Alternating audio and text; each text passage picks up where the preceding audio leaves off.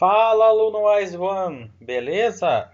Aqui é o Thiago e seja bem-vindo a mais uma aula do curso Wise One MCP1. Nessa aula, nós vamos conversar sobre as pastas de trabalho. E vou começar com alguma teoria para você. Então vamos aqui para minha espécie de quadro branco. Então vamos aqui para o meu quadro branco, por assim dizer. Então nessa aula eu vou passar para você aqui os detalhes desse recurso que é bem novo, ele foi criado agora, foi lançado agora com o Windows Server 2012 R2, que são os Work Folders, ou pastas de trabalho. Para que serve esse recurso? Bom, primeiro, ele dá acesso aos arquivos de trabalho particulares do usuário, ou seja, apenas os arquivos do próprio usuário, né? Não vai acessar os arquivos de outros usuários. Então ele não é um recurso colaborativo, tá? Ele é parecido com OneDrive, Dropbox da vida, só que esse Work Folders ele é só para um usuário, então ele é por usuário e ele não é colaborativo, tá? E é para você ter acesso aos arquivos da tua empresa, arquivos, né, corporativos. Então não é igual o OneDrive, porque o OneDrive você vai ter os seus arquivos pessoais, né? E o servidor do OneDrive, por exemplo, fica sabe Deus onde. E nesse caso aqui, o servidor dos arquivos é o servidor da empresa, tá? Então seria um OneDrive particular para negócios, tá? Mais ou menos essa nossa mistura aí, mais ou menos é a ideia. Então você pode acessar, né, a tua pasta de trabalho, vai ser uma pastinha, né? Então você pode acessar por esse SMB, né? Um caminho UNC, que é aquele barra barra servidor barra nome da pasta, né? Ou também você pode mapear, né, como uma unidade lá a tua essa pasta deixar mapeada para o usuário. Então você pode acessar suas pastas de trabalho através de uma estação de trabalho de dentro do domínio, né? Até aí tudo bem, nada demais. Só que a vantagem agora é que você pode acessar os mesmos arquivos em computadores e dispositivos que estão fora do domínio, inclusive tablets, celulares, todos esses dispositivos que entram nessa nova tendência, né, do BYOD, ou seja, do traga o seu próprio dispositivo, né, onde o usuário tem um dispositivo móvel e que ele usa o próprio dispositivo para trabalhar na empresa, né? Então a empresa não dá mais os equipamentos para o usuário, para o funcionário trabalhar. Mas é o contrário, né? É o usuário que usa seus dispositivos móveis particulares, que já aproveita e já usa no trabalho mesmo. E aí depende, tem empresa que paga para o usuário, tem empresa que não, enfim. E como você viu aqui, você pode acessar como se fosse um OneDrive mesmo. Então você pode acessar a tua planilha do teu celular, do teu tablet. E inclusive tem até suporte para Android, para iPhone e iPad.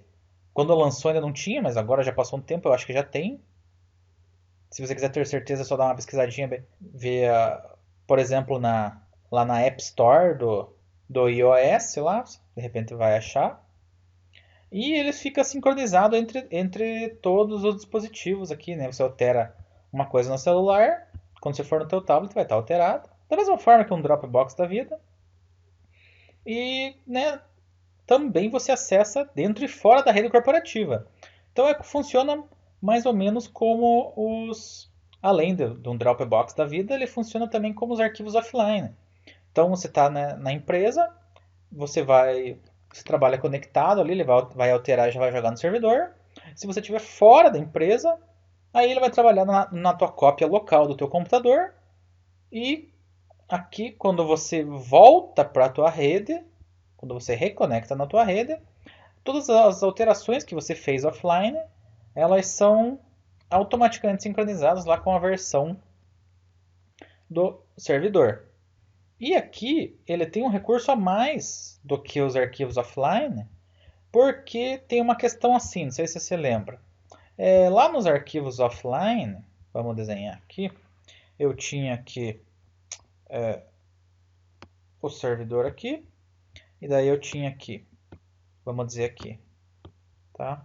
Então, eu tenho aqui, não, na verdade aqui eu vou só deletar aqui, então vamos dizer aqui, ó, eu tenho aqui o servidor, por exemplo, e aqui eu tenho o meu PC lá. Então, quando aqui no servidor eu tenho o arquivo aqui versão 1 e aqui no meu computador eu tenho a versão 2.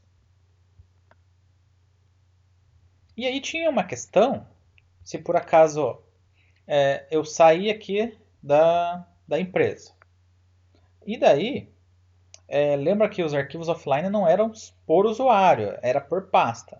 Então, enquanto eu viajei, né, quando eu estou fora do arquivo, pode ser que alguém veio aqui e alterou dentro da rede mesmo, né? Alguém alterou o arquivo e agora esse arquivo é a versão, vamos dizer que seja a versão 2, né, ali aqui do servidor. Então o cara alterou o arquivo, beleza, e aqui virou versão 2, tudo bem. Quando você voltar para a tua rede, você também alterou aqui para uma versão 2, que seria uma versão, deixa eu escrever aqui fora, uma versão 2.1, né? Porque, ou seja, é uma versão que é diferente dessa versão 2 aqui, tá? Então eu vou colocar aqui versão 2.2, vamos dizer, tá? Então são duas versões 2, só que diferentes. Enfim, você entendeu? Daí o que acontece? Quando você volta para a rede, o teu computador vai ver que que a versão anterior do arquivo aqui no servidor já não é mais versão 1, agora está a versão 2. Então ele viu que mudou. Então, quando você for salvar, ele não vai salvar automático, porque ele sabe que aqui no servidor, ele sabe que aqui já mudou para a versão 2. Então aqui você tinha o registro de que, vou escrever aqui porque desenhar não vai dar certo. Você tinha um registro aqui que quando você saiu da empresa, a última versão era a versão 1. E daí ele vai comparar aqui só para ver se ainda está lá, mas não, foi alterado. Então ele vai te perguntar. Ele vai te perguntar basicamente, vai te dar três opções. Se você quer descartar a tua versão do que você fez ali, o que é praticamente impossível, né? O usuário vai querer manter o que ele trabalhou fora da empresa. Ele vai perguntar se você quer sobrescrever a versão 2 que está lá no servidor, né? Ou manter ambos. Opa, não é isso. Manter ambos, tá? E normalmente o usuário, claro, né, vai escolher essa opção aqui e a versão aqui do servidor vai passar a ser a 2.1, né? E essa versão aqui vamos chamar de 2.2, que foi aqui uma outra pessoa que fez, vai desaparecer da face da Terra. Então, depois quando esse usuário aqui voltar, ele vai ver que não existe mais a versão dele, que ficou a versão do outro cara lá. Então, isso era um problema nos arquivos offline. Agora, com o Work Folders, o que acontece é que quando tem esse conflito aqui, ele já seleciona por padrão a opção manter ambos. Só que daí ele faz uma nomeação aqui. Então, por exemplo, aqui antes era a versão 2. Então agora aqui, quando ele vai salvar, então vamos dizer que o nome, esse aqui é um documento V2. E daí o que ele faz? Ele anexa o nome do computador aqui. Então vai ter aqui, por exemplo, o nome desse computador é PC, por exemplo. E vamos dizer que é um arquivo de texto aqui, tá? Então, agora o servidor vai ter esses dois arquivos salvos. Vai ter o documento V2PC e vai ter o documento v2.docx. Então daí, esse usuário vai saber identificar que esse arquivo foi o que foi salvo, o arquivo V2 aqui, o arquivo com final PC, foi o arquivo que veio daqui, e que o arquivo que não tem nada é o arquivo que estava lá no servidor. tá? Então tem essa diferença aí, ok? E ele funciona numa topologia estrela, mas como assim? Coloquei aqui no cantinho, agora você vai ver. Então é assim, o servidor está no meio, tá? Vou escrever aqui servidor.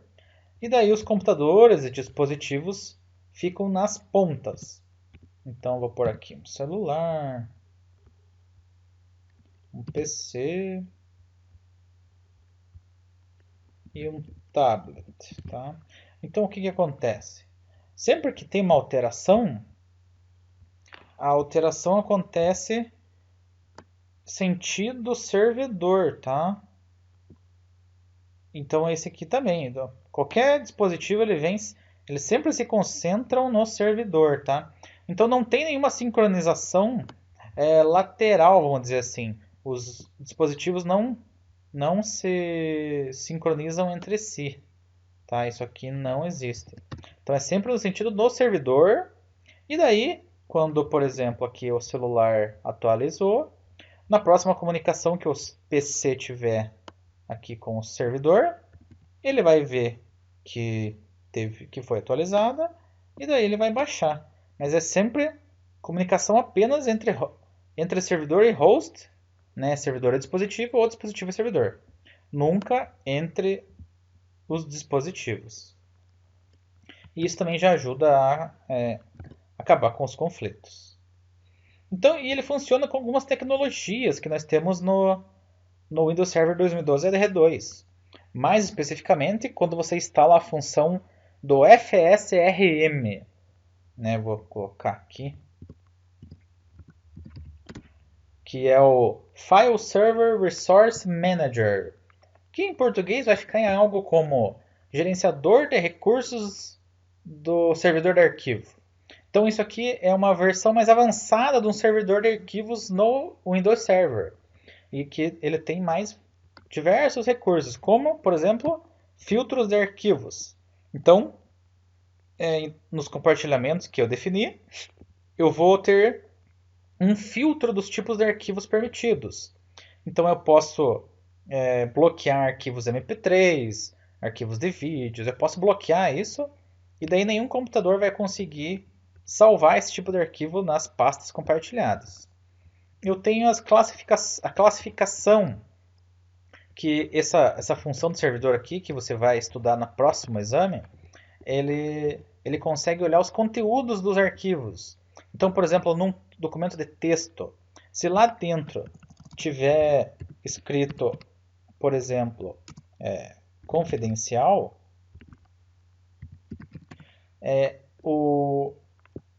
o FSRM ele consegue ver isso e daí você consegue definir regras para tratar isso. Por exemplo, você coloca uma pasta específica para conteúdo confidencial. E daí, se alguém jogar no compartilhamento um arquivo desse tipo, ele vai ser movido para aquela pasta confidencial lá que você definiu. Tá? Esse é um exemplo, existem outras coisas que você pode fazer, mas essa é a ideia. Também funciona com cotas. Se você tiver cotas configuradas no teu servidor arquivo, ele também vai respeitar. E em cluster, né, para você ter mais de um servidor gerando redundância, né, por exemplo. Você libera o acesso, né, então o acesso a esses arquivos você pode configurar por usuário individual ou melhor, né, por grupos, né, da mesma forma que as pastas normais e dos compartilhamentos. Aqui nas pastas de trabalho você também tem essa configuração aqui. E lógico, além disso, do que você liberar aqui, eles vão obedecer às permissões NTFS. Né? Então a pessoa vai ter que ter as devidas permissões NTFS, além das permissões aqui de acesso na pasta de trabalho. Funciona da mesma forma que é uma pasta compartilhada, que além das permissões de compartilhamento, a pessoa também tem que obedecer, né, o usuário ou o grupo, também tem que acatar as permissões NTFS do sistema de arquivos do servidor. Você também pode definir e implantar algumas políticas de segurança. Por exemplo, para criptografia. Então você pode definir que os arquivos que estiverem, né, todo arquivo que for copiado para um dispositivo, para um celular, ele vai estar sempre criptografado, para apenas o próprio celular poder acessar, por exemplo. E daí lá no cliente, quando o usuário tentar abrir o arquivo, o próprio cliente do pastas de trabalho, ele vai descriptografar para o usuário poder ler. E também tem um recurso de bloqueio de tela. Né? Isso é mais para celulares e tablets. E você também, esse recurso, ele funciona junto com o redirecionamento de arquivos, se você já tiver na tua rede.